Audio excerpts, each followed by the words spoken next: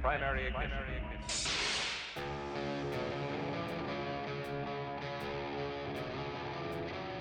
This is the way.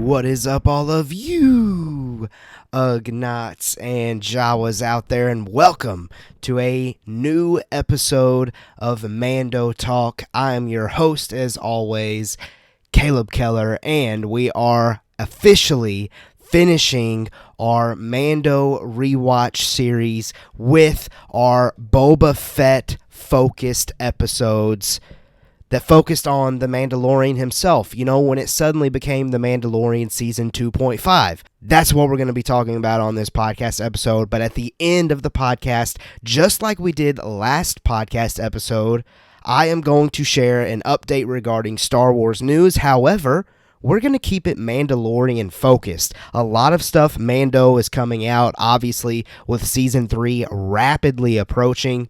So I definitely want to just focus in, become Mando only, Mando talk only on this episode, and just look at the Mandalorian thing, since admittedly I am so stoked for this season and everything else Star Wars right now. I mean, other than the Bad Batch, I'm still watching it as soon as I can. But everything else is kind of on the back burner for me, admittedly, so I can't wait to look at those news pieces and react to those Mandalorian news pieces with you. But without further ado, let's then, shall we, get into our rewatch series. So we are looking at Chapter 5 of the Book of Boba Fett, titled Return of the Mandalorian. So, I'm going to run through here and give you the things that I noticed that could carry into Season 3 of The Mandalorian. Here we go. Directed by Bryce Dallas Howard and written by Jon Favreau, this episode displays that after Grogu has left to be trained by Luke Skywalker, that Din Djarin has returned to the bounty hunter life and is definitely struggling with the loss of Grogu. Clearly, Grogu has become his purpose, and anything outside of caring for him feels empty and meaningless. I wonder, for how long has Din Djarin been without Grogu? I wonder what the time gap here has been. I wonder, though, if that was revealed in the previous episodes of the Book of Boba Fett, and since I only rewatched these episodes, that may have been missed by me. But if you know, let me know in the comments, or let me know on Twitter, or let me know on Discord, because I think that's a really important question as far as how much time has passed here in this gap. Next up in Chapter 5, the Armorer clearly blames Bo-Katan for the loss and destruction of Mandalore and its people. By the way, I'm so glad we finally got to catch up with the Armorer, voiced by Emily Swallow. I'm still expecting some clashing of ways in this upcoming season between those two characters. It's going to be awesome. This episode features a ton of Mandalore legend and cultural beliefs, including Darksaber knowledge and training, a mythosaur tease, and showing the Empire destroying Mandalore. All of this dialogue dropped by the Armorer here will definitely come back into play. You can mark my words on that. I fully expect us to continue to get those Mandalore culture and belief teases and answers, actually, at this point.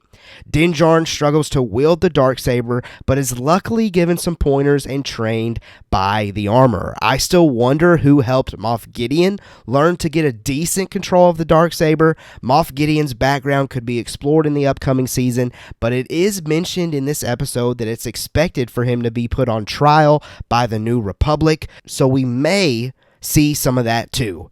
Din Djarin is given his path to be redeemed as a Mandalorian in the eyes of the Armorer after removing his helmet, and that is to travel to the living waters in the mines of Mandalore, which Din reveals have been destroyed, which is 1000% one of the main, if not the main, plot point of Season 3 of The Mandalorian. After Din and Peli finish building the N1, and Din opens her up and displays incredible flying, opens up the N1 is what I'm saying there. Captain Teva runs into Din yet again, hoping to connect the dots of the Imperial Remnants incident on Navarro. I hope we get a solid plot of Carson Teva doing some New Republic Ranger work in Season 3, since it seems that series, Rangers of the New Republic, has been axed, and that's kind of what I expect. We've gotten kind of a tease that Carson Teva is going to be back in Season 3 asking some questions, and I have a feeling it's got something to do with these Imperial remnants. All right, there was Chapter 5 of the Book of Boba Fett, focused on the Mandalorian. Now let's go to Chapter 6, titled From the Desert Comes a Stranger. This was directed by Dave Filoni and written by Jon Favreau and Dave Filoni. When Din Djarin comes to visit Grogu, we see the early stages of a Jedi temple being built. Fan speculation has questioned if this is the same temple we see destroyed by Kylo Ren and the Knights of Ren in The Last Jedi. Could The Mandalorian Season 3 answer this question? I think this would require Luke Skywalker to return, in my opinion, and I'm not sure the story of Season 3 is really taking us in that direction, so I'm leaning toward no Luke Skywalker, but I wouldn't be surprised because we've now gotten him in 2 seasons of this Mandoverse back to back. So who knows? I expect from training with Luke, even though it was a short period of time, Grogu will definitely be more well-equipped to use the Force in Season 3. We see Grogu practice Force lift, balance, jumping, and concentration. He then goes up against the training ball from A New Hope, and suddenly he is flipping and just jumping like a bunny. I'm sure he will continue to utilize the Force in cute ways too. And side question that I have here, are we as fans led to believe the training ball makes its way to the Falcon in The Force Awakens, because we see it there? So obviously I want to see Luke traveling in the Falcon and having some fun with Han, Chewie, Leia. We won't see it. Maybe a comic series, or I've always been an advocate for this. Give us a Clone Wars animated style series of Luke Skywalker, Han, Leia, Kylo, aka Ben Solo, just all of the works. Do that. That would be fantastic, so we can travel with this training ball. We can see how it gets on board of the Falcon. Anyway, back to The Mandalorian. The Order 66 flashback from Grogu's perspective occurs, and it appears this will be a big moment in the new season. I forgot that in the flashback that occurs in this episode, the only Jedi left is Grogu. As the clones are preparing to come after him, Grogu now having killed his protectors. He's the only one left. The 3 Jedi that were around him have been offed. Someone, I have a feeling, is about to swoop in and save him, so I can't wait to see if we get that answer in Season 3. Ahsoka Tano appears, confirming that she has found and built a friendship with Luke Skywalker, and she talks Din out of going to see Grogu. This scene pains me, the fact that he went all this way to not see Grogu, but it really embodies the love that Din has for Grogu. Ahsoka leaves and Luke questions if he will ever see her again. It plays as though Luke knows what Ahsoka's mission is about to be, which I'm sure will become the plot of the Ahsoka series. Mando and Cobbanth reunite, and their friendship might be my favorite of the television franchise up to this point. So I'm hopeful he somehow shows up in Season 3 and every season during this time frame, but of course he is then shot down by Cad Bane at the end of this episode and is left in a back-to-tank bed in the end credit scene of the finale of the Book of Boba Fett. That might indicate to me that Vanth's story is now more connected with Boba's rather than Mando's. So, again, Cobb Vanth appearing in Season 3 of The Mandalorian is kind of up in the air as well. All of these big characters, I feel like it's a coin flip. It's 50-50. But anyway, let's move on to Chapter 7 and the official last episode. We've done it. We've gotten through the rewatch, the last required Mandalorian-focused episode of our Mando Rewatch series, Chapter 7 of the Book of Boba Fett, titled In the Name of Honor. This was directed by Robert Rodriguez and written by Jon Favreau. I believe all of these episodes that I've mentioned have been written by Jon Favreau. This one doesn't have as much. It was more just action and focus back on Boba Fett a little bit. But we do get some things here. So let's dive in. Din Djarin reveals that it is against his creed to leave Boba Fett until they succeed or they both fall. I'm questioning, though, if it's really the creed steering Din Djarin's decisions or if it's just him being a loyal guy. Season 3 could help that internal decision-making of Din's become more clear to us as the audience.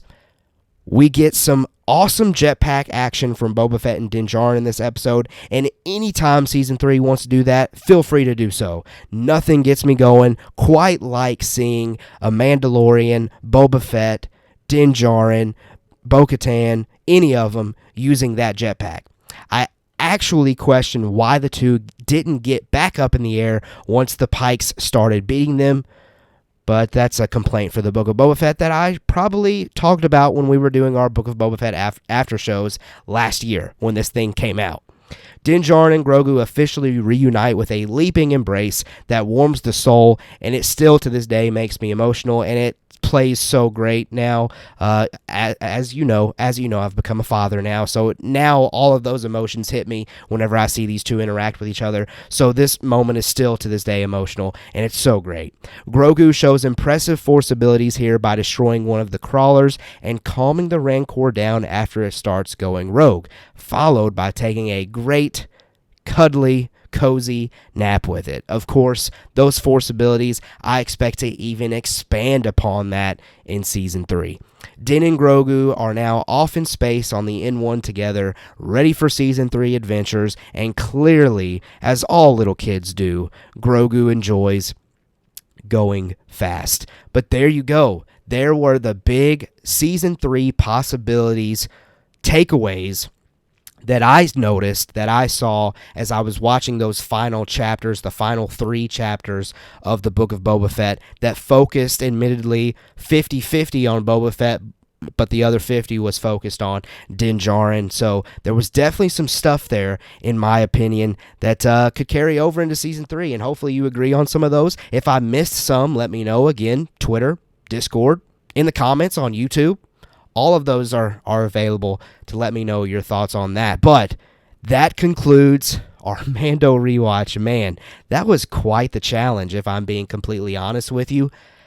Life got crazy there, but I committed to doing it, so I did it, and we got it done, and hopefully you have been able to check out every single one of these Mando rewatch episodes. If you haven't, they are available on whatever podcast platform, and I tried to keep, I know some of them got combined with like a trailer breakdown of The Mandalorian, but I tried to keep the Mando rewatch episodes pretty short, other than the ones that had to be combined with other content coverage, and they are all labeled Mando Rewatch in parentheses on all of those podcast platforms, YouTube, Apple, Spotify, you name it. So go back and check out all of them to make sure you are ready for The Mandalorian Season 3. I know I definitely feel a lot more prepared for that season now having done that. All right.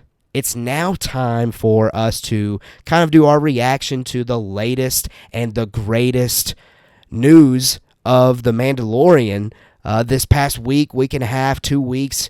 Really, I'm just catching up here. So let's hop over to, I am on StarWarsNewsNet.com, and I'm just scrolling through here. We'll click on some articles. We'll look at some articles deeper if we need to. So the first one that I want to point out is the fact that Empire Magazine is doing an exclusive interview and coverage of The Mandalorian Season 3, and they dropped this incredible cover with Pedro Pascal and Katie Sackhoff as Bo-Katan on the front, and it just looks so good. And I can't wait to kind of hear the coverage that comes out of this. I am not subscribed to Empire, so obviously I can't get my hands on it. But they also released this subscriber exclusive cover that shows all of the Mandalorian helmets that could show up in Season 3. So that looks really cool. And yeah, I can't wait to see what content comes out of that coverage. Next up, we get this exclusive image from Empire Magazine showing Bo-Katan, Grogu, and Din Djarin united. looking like they're going on an adventure, and we got some really intriguing quotes here from Pedro Pascal. He says, "What I love most about Season 3 is how much the world opens up in terms of Mandalore and Mandalorians. That means so many different facets of culture, politics, and rules and discoveries. Delicious doors are flying wide open." Of course, that looks and sounds extremely intriguing to me, because that is something that I have always voiced that I absolutely love regarding The Mandalorian. That's when it dives into the Mandalorian ways and culture. That's when it's at its best. So obviously him saying that is exciting. Katie Sackhoff added the following: "I was texting John and Dave, are you serious? This is an epic season. It's so big and so bold and so different. We know the family that she was born into. Now what's the family that she's going to choose? What does that look like?" That's intriguing, because I've really been more so looking at the question, what is Din Djarin going to choose? Not necessarily what Bo-Katan's going to choose. I've kind of felt like her decisions have been made regarding that, but maybe not. Katie Sackhoff there dropping a tease regarding Bo-Katan. Well, there are the main quotes that Star Wars Newsnet pulled for that one, so we'll continue on to the next news piece, and we've got another epic picture of Bo-Katan. Looks like she is flying a ship. This looks fantastic, and I fully expect to see Bo-Katan take over this show. And the headline here on Star Wars Newsnet reads, "As Katie Sackhoff made her own contribution to Bo-Katan's journey in The Mandalorian Season 3. So let's see some quotes from her. Sackhoff says, "I've lived in this woman's skin for a long time now. One of the things that John and I focus on is where she is in the moment, what peppers her experience. Jon Favreau and Rick Famuyiwa every single day defer to me, which is a crazy experience to have these masters asking me what I feel. It respects the craft and the years that I've put in. I really do know her. Her pain is my pain. When she experiences something, I really feel it." That gave me chills as I was kind of reading it there. It's just really cool to see that the creators of this show care enough to allow the performer of Bo-Katan over all of these years to have a say and to have an input. As we continue on here, we got some more quotes. "If one person has a better skill set than the other, well, that person needs to put the suit on that day. That being said, I have a wicked knee slide. I've been practicing my knee slides on my mom's kitchen with dish rags since I was 5 years old. So when that knee slide comes up, you'll know that's me. There are holes in my suit because I had to do that so many times. I came home with so many bruises on my knees, but I love that. If I came home with bruises, it was a good day." I'm assuming that's referring to, it looks like there were up to 5 different women that donned the suit during the 3rd season, but it's cool to see that Katie Sackhoff got involved with shooting some action scenes. But yes, that image that Empire dropped, my goodness, that looks so good. That looks so good. And I can't wait to see Katie Sackhoff back in the role. All right, let's see what's left here to cover regarding The Mandalorian Season 3. If I scrolled, I want to go in order here. All right, let's see. We got a new Super Bowl spot. What I'm thinking about doing is like a reaction to all of the new TV spots. I think they've done kind of a recap, a new official clip. I'm gonna do a reaction video to all of those in one video exclusive to YouTube. So make sure you hop over there and subscribe there, so that way when it drops, you'll know when it drops and you can check me out doing that. So I'll hold off on talking about that Super Bowl spot, but that was out there. Dave Filoni talks about how the Clone Wars has influenced The Mandalorian. I have a feeling if I click in on this article, there's probably going to be some really great, juicy quotes here. And again, this is all coming from that Empire magazine interview. So here's some things that Dave Filoni said. "There's a big question at the end of Season 2 of what will Mando do next. Is that relationship over? In life, things don't always come to a perfect end. I think things can continue on and your adventure continues every day. I used to think about it with Clone Wars all the time. When is that battle over? When is that struggle over? Because it culminates in Revenge of the Sith, but that can't be the ending for that show, even though that's the ending of that era. That took a while to figure out." So let's see. That was referring to Filoni working on Clone Wars, saying that it would make sense that his first animated series would shape his storytelling for future shows. So he's kind of just formulated these thoughts, these ideas regarding storytelling and connecting that to The Mandalorian Season 3. Filoni went on to talk about the need to provide a season with a clear ending while always leaving room for more storytelling. It's something that he did well with Star Wars Rebels' final season, which is finally paying off in The Mandalorian and Ahsoka. So here we go. Final quote: "I think that in some ways you want each season to have a feeling of an ending, but in a lot of what I've done, I don't like hard endings. I like reading books in a series and then thinking, oh, there's another book and this is going to keep going. It's always sad for me when an adventure ends and the characters are seemingly done with their journey, so I think there's always that little bit of hope that something can continue." That makes me think that The Mandalorian, that Grogu, that Ahsoka, that Bo-Katan, all of these characters are going to make it out of this alive. That's what that's kind of telling me, but we'll definitely see. All right, The Mandalorian Season 3, next up, next news coverage here. The Mandalorian Season 3 with another exclusive Empire image. Looks like it's some concept art of Grogu playing with these little crab rock creatures. The Mandalorian Season 3 will see Grogu become more central to the story, teases Rick Famuyiwa. Here's a quote: "There will be things in Season 3 that once again have people talking about Grogu. In incremental ways, he's growing as a character and in this partnership with Mando. As this relationship grows, Grogu has to become more central in things that are going on. He's now firmly at the hip of Mando in every adventure. The purity of the character brings out the best in the people around him. This next season continues to attach to that idea." So it sounds like The Mandalorian's really going to turn into The Mandalorian and Grogu, if it hasn't already. But that's okay for me because Grogu, in a sense, is a Mandalorian at this point. He's chosen that lifestyle, and I can't wait to see him fully commit to it. All right, let's see if we can continue on here. Next news piece says that Jon Favreau says not to expect a Skeleton Crew tie-in to The Mandalorian Season 3 or a Mandalorian movie. Uh-oh. I know that might upset DJ, my co-host here. Here we go. Each storyteller brings their own personality to it as far as working on different shows here. The groups that are working on Skeleton Crew are led by John Watts, whom I collaborated with on all the Spider-Man movies. This has been a real fun time, and the great filmmakers that he's engaged with have been bringing their perspectives as well. Continuing here, there's always an opportunity when you have a set of characters and stories that people connect with that you could cross media into different areas.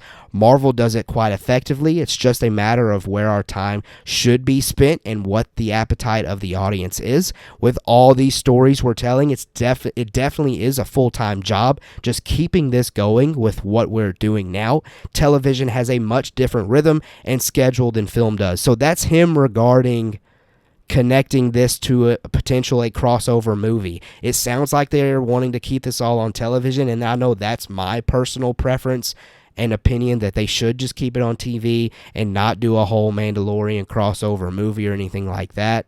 Filoni just said he likes keeping options open for characters. So sure, Mando, Ahsoka, Bo-Katan, Grogu, all of them could appear in a movie down the line, but I don't think that it should be reliant upon continuing the Mandalorian's TV show story. I think that they should keep its story right where it's at on Disney Plus. It's doing incredible there. And then if you do see these characters show up in a movie or something, it's just a completely separate story. That's what my preference would be, but I may be in the minority on that.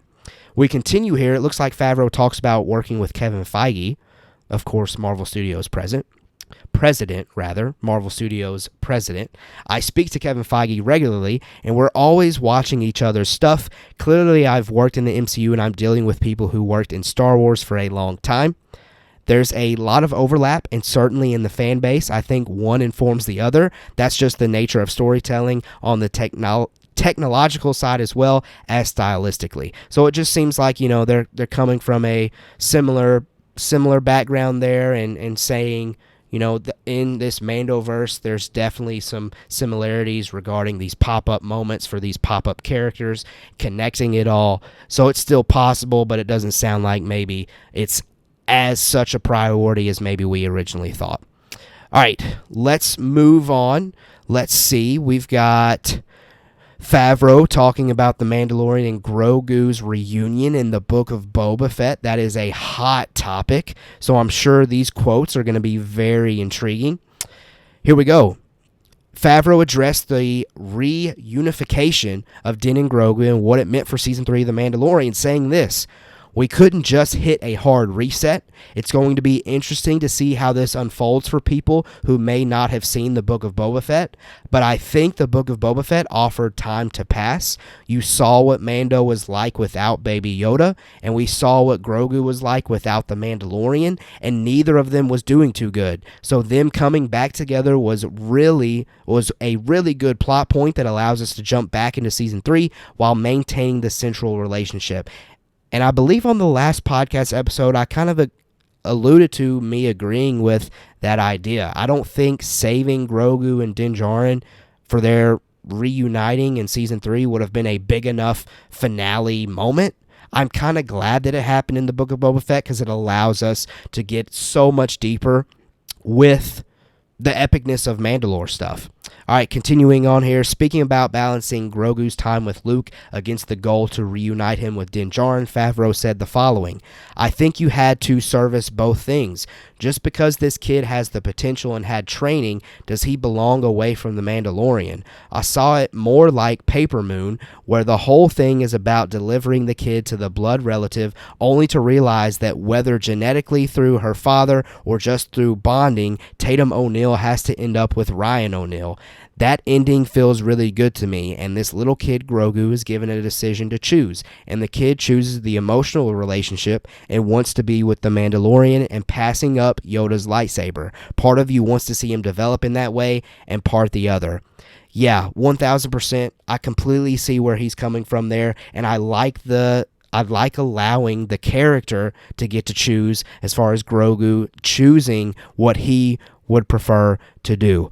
You have this interesting character, so continuing on here with Favreau quotes, and this will be the last one. You have this interesting character who has Jedi training to some extent, Force abilities, but also is joining the Mandalorian culture, which we've established is something that you can opt into. It demands a lot. It offers a lot. Historically, Mandalorians develop all of those tools and armor and weapons to be able to counteract the Force abilities of Jedi. So as a storyteller, this offers tremendous opportunity. That's intriguing, and I think that's a hint of something that we might see in Season 3 right there. We're going to have like this struggle, this battle, and maybe the armor is going to throw some shade at Din Djarin for carrying this Force-sensitive Jedi with him, because Death Watch don't vibe well with Jedi at all. All right, next news piece.